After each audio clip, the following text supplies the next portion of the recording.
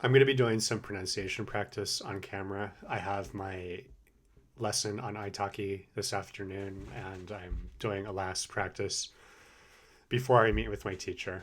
So I'm going to be reading. This is an excerpt which I've memorized, and I've also memorized this one. They're both from the same like article, but they're really out of context in a sense. Like you kind of, if you understand Chinese and you're reading this with me, I haven't actually read the whole article, and like I'm not I'm really focusing on the pronunciation, and I've used this as an opportunity to practice handwriting again. I did make a video on that where I'm just trying to like make sure I can write this from memory and that I don't forget any characters. And if I kind of do this every week with a few things, I'm very much solidifying characters I remembered how to write, and I'm getting some new ones as I go. And I'm learning some new vocab words too. But the main focus is pronunciation. So one thing I want to mention about Chinese pronunciation, I've been thinking of it in this way a lot lately. When you watch these kind of like dialect coaches, and this is for things like actors trying to speak like an Irish accent, like an American trying to speak an Irish accent or whatever, they always talk about like the way you put your mouth, the way you're like things that you normally don't think about, like how you rest your tongue in a neutral position, for example. Those things are actually pretty important. And like as an example, I've noticed when people are speaking Korean, their their mouth shape is like tighter, their lips are out more. And Chinese, you'll notice a lot like the this kind. I don't know exactly how to describe it, but basically one thing I recently realized I'd been doing wrong for 20 years is the sounds like um t t d ts, those sounds like z ts ts, those sounds, and also just like tian, 我的天啊, tian tian, those sounds are your tongue touching your teeth. Because in English, if I say take, I'm bringing the tip of my tongue up to the roof of my mouth, like the maybe just like just behind the top of my teeth, but I'm still touching like that front part of the palate when I say take. But when you say tian, it's supposed to be on your teeth, not where you would put it in English. And I've been doing that wrong for a really long time. And I'd also like I not only had I been doing it wrong, but I noticed that when I pronounced like when I would say like in the integrated Chinese textbook, there was a character, Zhang Tianming, Zhang Tianming. And when I said Zhang Tianming, I noticed I could hear something was off on that t sound. Zhang Tianming, Zhang Tianming. So I'm trying to correct that and make sure. And the way I've been thinking of it now is basically your tongue is either going to be, if these are your teeth, your tongue is either going to be here, zi, zi, zi, here, ji, qi, xi, or here, zhi, chi, shi. So there's basically three positions for the tongue. And that's kind of helped me just to think of like, those are the places my tongue goes. There's no other place it needs. I mean, like vowels are obviously their own thing, but like basically those are my tongue positions, right? Um, and so my goal with all this pronunciation practice basically is that I'm trying to speak more naturally. I don't want to speak like this. 我经常比喻说生活是固态的. Like I don't want to speak like that.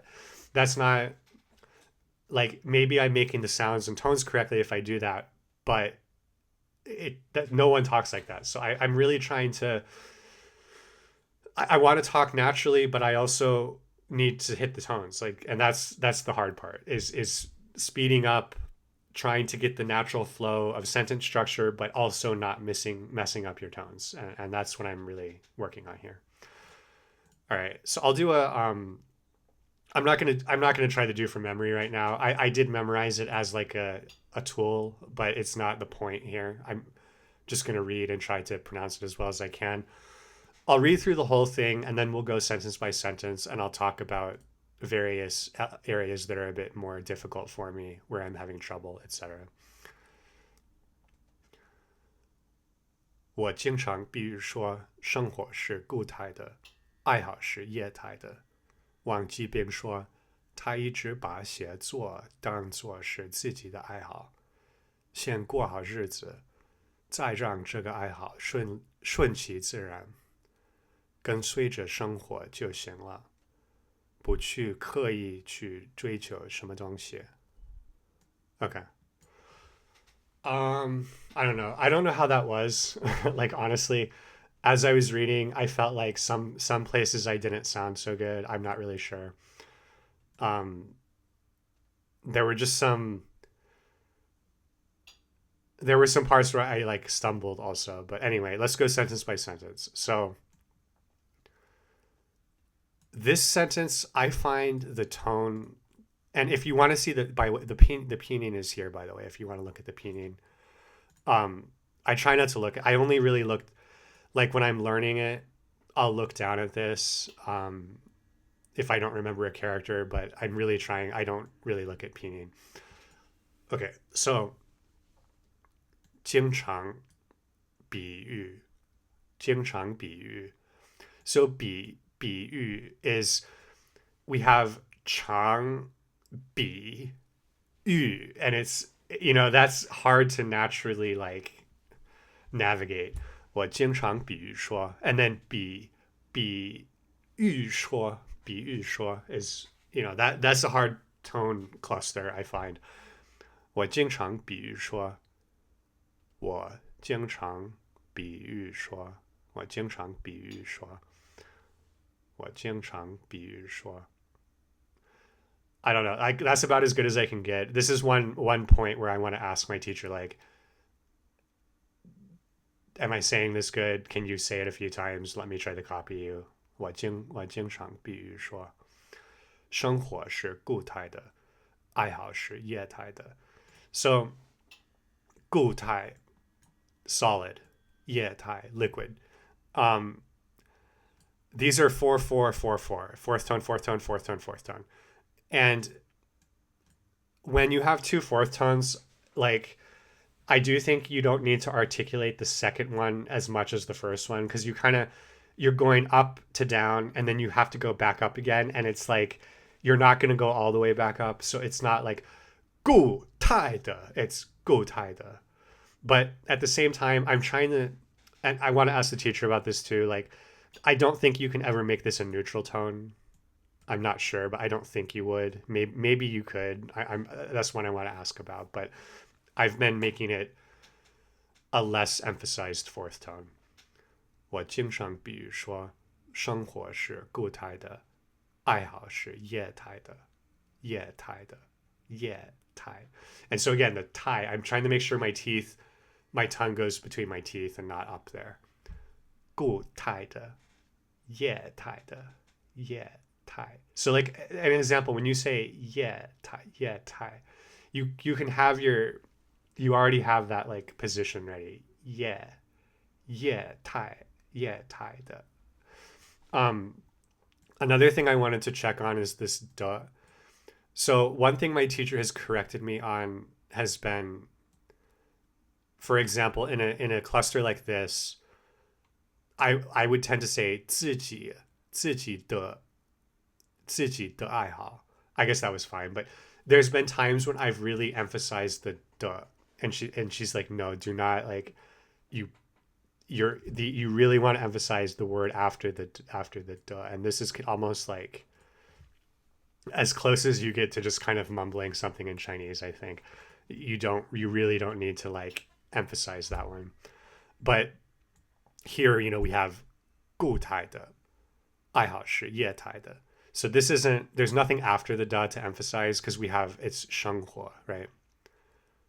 Where we're talking about, well, this is just a grammatical structure where you put da at the end. I don't know how else to explain that, but it's a different type of thing, but I do think it doesn't need to be that emphasized. So 我经常比喻说生活是固态的，爱好是液态的。液态的。王计兵说。So here, I feel, I can't find a natural way to say this. This is a guy's name, by the way. This is who we're talking about, the poet. Wángjìbīng说. Wángjìbīng说. Wángjìbīng说. I don't know. It just, the 兵说 is, just feels unnatural to me. Wángjìbīng说. Wángjìbīng说. And then here, this is where we had the most issue. And you can even see she was like talking about the fourth tone here. So this apparently can be 4/4. 当作. It doesn't need to be 当作. It can just be 当作. I don't know why, but she said that basically this is saying that in like daily life, you can, when in from day to day, you hear both pronunciations. You hear dang, you hear dang. But the fourth tone is probably better to use. And so I'm going to have to ask her though, does that apply to, for example, 当时? If I want to say, can I say 当时? Or does it have to be 当时? I'm going to ask her about that because it's much easier to say 当时, honestly. Okay, anyway. So we have tone change rules here. These are highlighted green.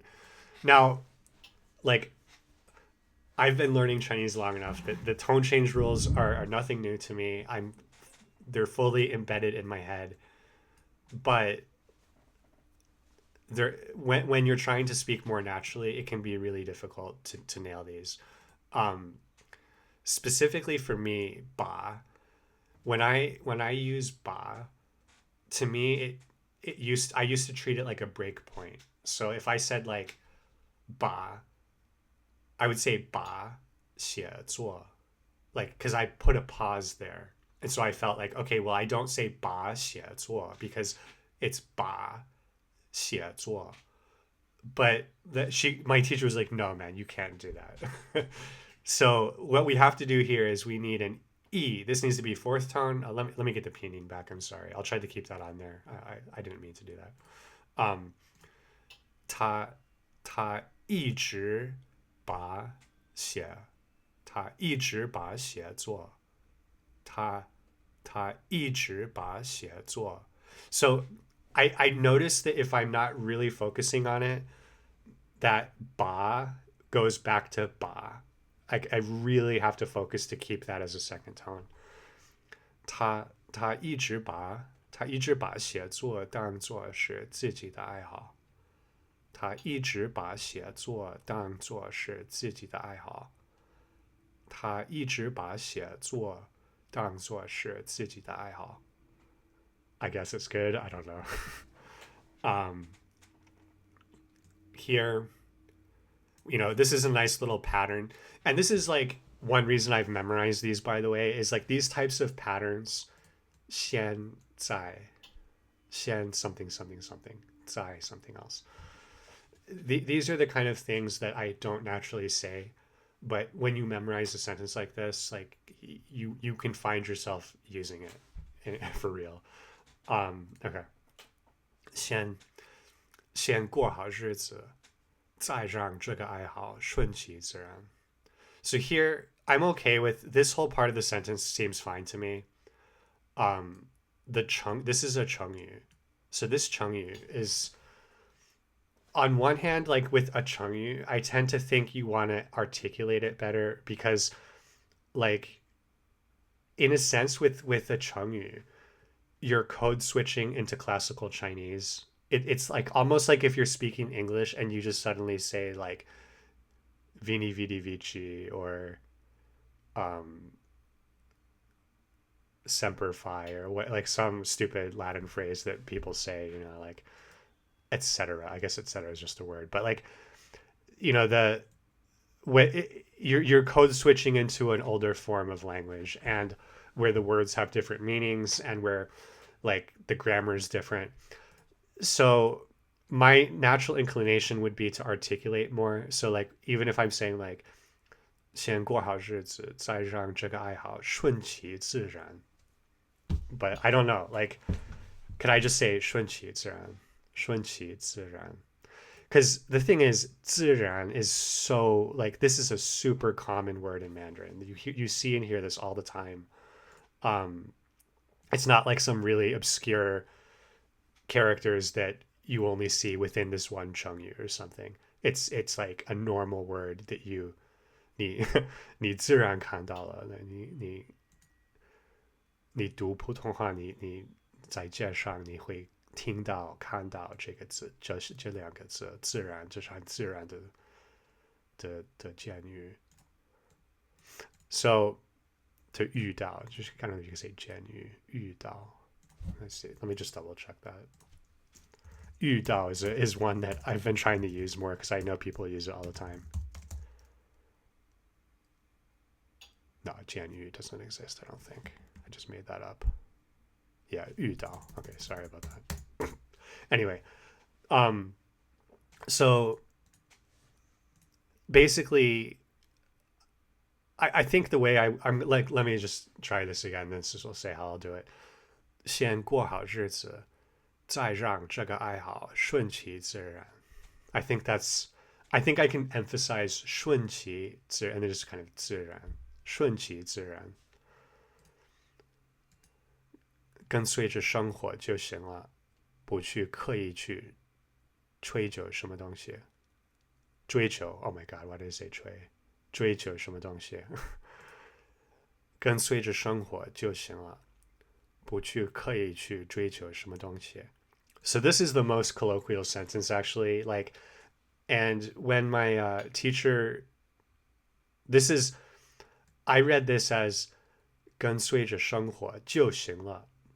And she said, no, don't say 就行了, just say 就行了。跟随着生活就行了，不去刻意去追求什么东西。And like, you know, 什么东西 is, you don't want to say 什么东西, it's just 什么东西，什么东西，不去刻意去追求什么东西，什么东西。I think that, and that's a tricky thing too. Like when I want to not articulate the xi, I need to make sure my vowel sound is still correct. Like I don't have to nail. It shouldn't be a really high tone. It shouldn't be a really clear first tone, but the vowel sound still needs to be right. 不去刻意去追求什么东西，跟随着生活就行了。跟随着生活就行了。不去刻意去追求什么东西，不去刻意去追求什么东西。Okay, one more read through and we'll go to the next passage. 我经常比喻说生活是固态的，爱好是液态的。王计兵说，他一直把写作当作是自己的爱好，先过好日子，再让这个爱好顺其自然，跟随着生活就行了，不去刻意去追求什么东西。I'm pretty happy with that. I mean, like my goal is to sound more natural, and again, I don't know for certain how good it's sounding. Like I have an ear for it, but I don't have a native ear for it, so I'm not sure where I dropped the ball there. But like, definitely a huge improvement from the first time I read this, for sure. Okay, this one's shorter. So we'll do a full read through and then go line by line. 写这首诗时，王计兵陷入了对过去的回忆。那个除夕之夜，他和父亲一起烤火。当时他的脸上还没有皱纹，但火光让他有了一种时空乱的。哦，错了，I memorized this wrong. I forgot to write 错, and so I memorized it as 时空乱. Let me start over. 写这首诗时，王计兵陷入了对过去的回忆。那个除夕之夜，他和父亲一起烤火。当时他的脸上还没有皱纹，但火光让他有了一种时空错乱的感觉。Okay. So 写这首诗时 surprisingly, my teacher was like, "Oh, you did that really well," because this is obviously a well, I've been writing this character wrong, by the way.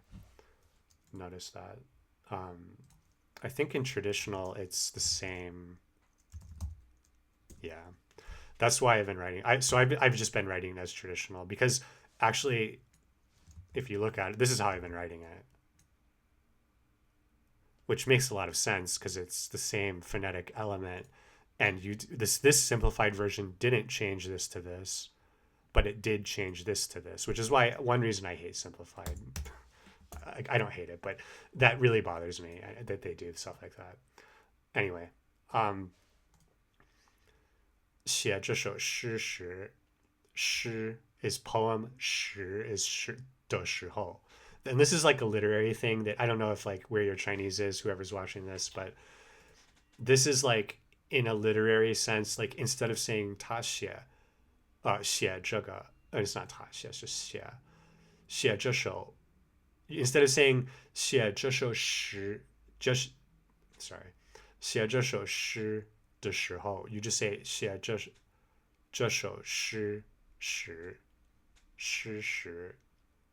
It sounds stupid kind of, but instead of 的时候, you can just put 时 at the end. 写这首诗时，王计兵陷入了对过去的回忆. I feel okay about this. I don't know why. Like, it just. I don't feel like I'm struggling with these parts necessarily. 王计兵陷入了对过去的回忆. 对过去的回忆.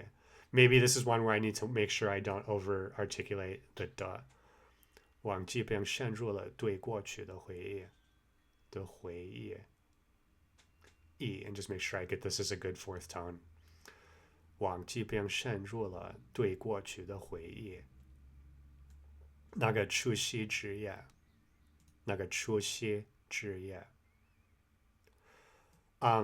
This is the literary da. The classical Chinese uses it as the instead of da. And I know it's first tone, but I've kind of been doing like the thing I was just talking about, de-emphasizing the da. I tried to de-emphasize this, although now that I'm thinking about it, maybe you're not supposed to do that because it's a different. You don't do that with 之. I don't know. 那个除夕之夜. I feel like it sounds better to me to not emphasize it, but I will ask the teacher on that one.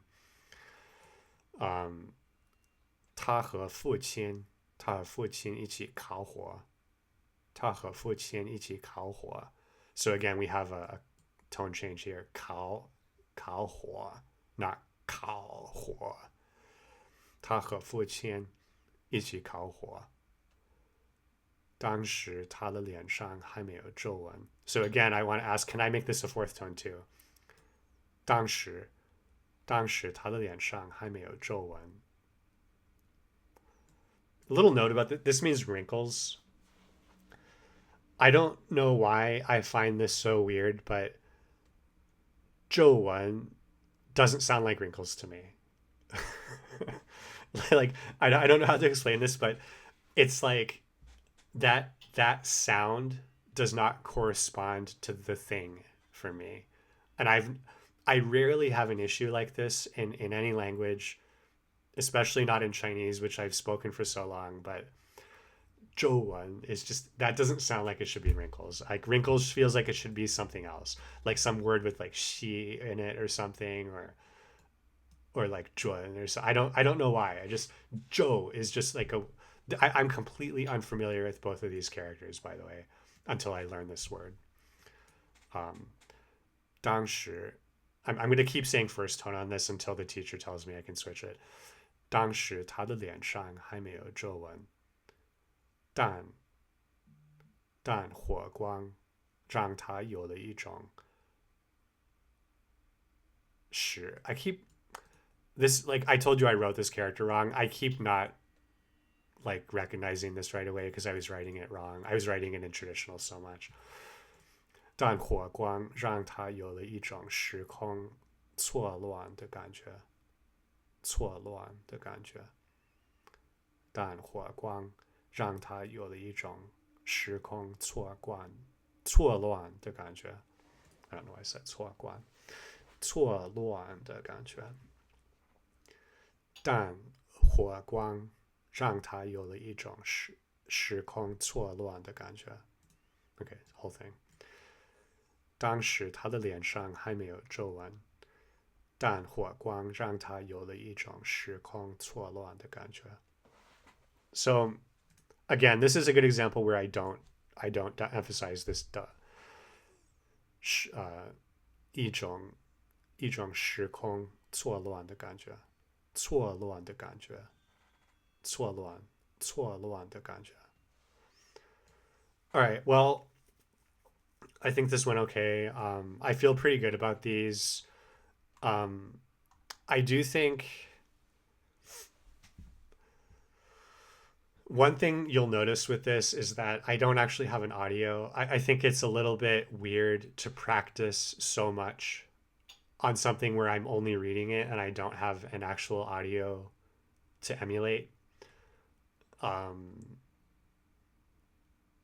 Yeah, I mean, possibly I should be asking her, hey, can you like please like just record each one and shoot them to me so that when I'm practicing I have the audio, because I don't if you're really focusing on pronunciation, I should be listening to this, not reading it.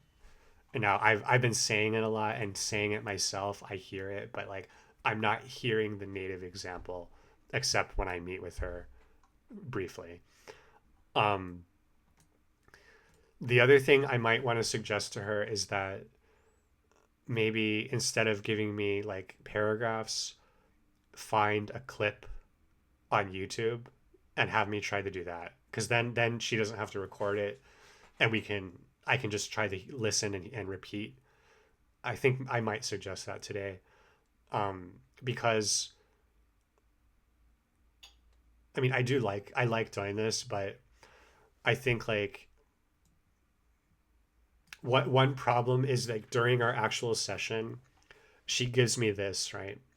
And when I got this the first time, I didn't know this character. I didn't know this character.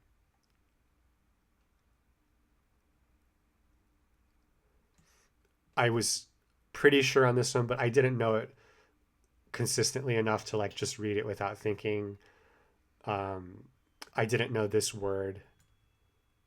I couldn't remember if this was jui or chui or whatever. Zhuīqiú. So she gives me the paragraph and she's like, okay, read this. And I'm like stumbling on certain characters, and it's like, it's not like, it becomes not necessarily pronunciation. And I'm spending a lot of our meeting time trying to like remember a character. And then, she pastes the pinyin underneath. So then I'm reading and I forget the character and I have to look down and find where I am in the pinyin. And so that doesn't work out too good. But the main thing I think is that I'm given something to work on and I repeat this a lot of times per day. Like I told you, that's my method. When I'm in the car, when I'm walking around, whenever I have time, I just go through, I repeat this, then I repeat my Korean dialogue. Like I just do that throughout the day. And it gives me a lot of practice.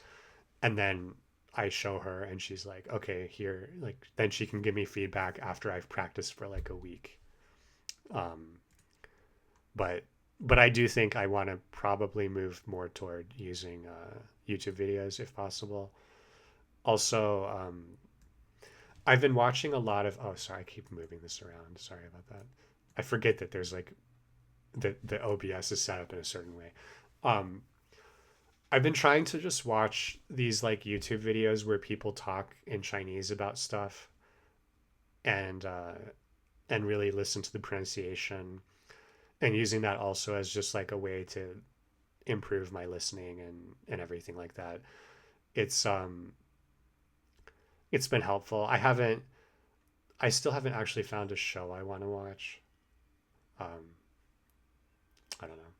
So thanks for watching.